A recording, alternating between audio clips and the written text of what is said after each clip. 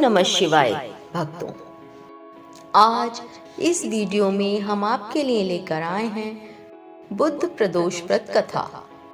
अगर आप प्रदोष व्रत रहते हैं तो आपको इस कथा का पाठ अवश्य करना चाहिए। पाठ ना करने से पूजा अधूरी मानी जाती है। बुधवार के दिन जब भी प्रदोष व्रत आता है तो उसे बुध प्रदोष व्रत के नाम से जाना जाता है। कहा जाता है कि प्रदोष व्रत के प्रभाव से व्यक्ति की सभी मनोकामनाएं पूरी होती हैं।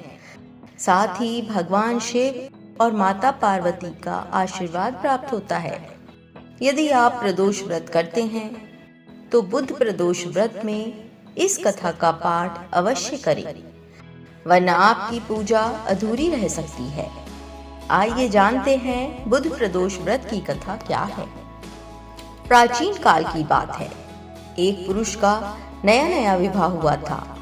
वह गौने के बाद दूसरी बार पत्नी को लिवाने के लिए अपनी ससुराल पहुंचा और उसने सास से कहा कि बुधवार के दिन ही पत्नी को लेकर अपने नगर जाएगा। उस पुरुष के सास ससुर ने, साले सालियों ने उसको बहुत समझाया कि बुधवार के दिन पत्नी को विदा कराकर ले जाना शुभ नहीं है, लेकिन वह पुरुष अपनी जिद से टस से मस नहीं हुआ। विवश होकर सास ससुर को अपने जमाता और पुत्री को भारी मन से विदा करना पड़ा। पति पत्नी बैलगाड़ी में चले जा रहे थे। एक नगर के बाहर निकलते ही पत्नी को प्यास लगी। पति लोटा लेकर पत्नी के लिए पानी लेने गया।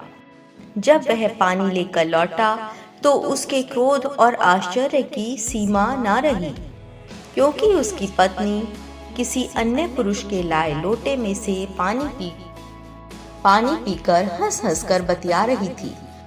क्रोध में आग बबूला होकर वह उस आदमी से झगड़ा करने लगा। मगर ये देखकर आश्चर्य की सीमा ना रही कि उस पुरुष की शक्ल उस आदमी से हूबहू मिलती थी। हम शक्ल आदमियों को झगड़ते हुए जब काफी देर हो गई तो वहां आने जाने वालों की भीड़ एकत्र हो गई। सिपाही भी आ गया।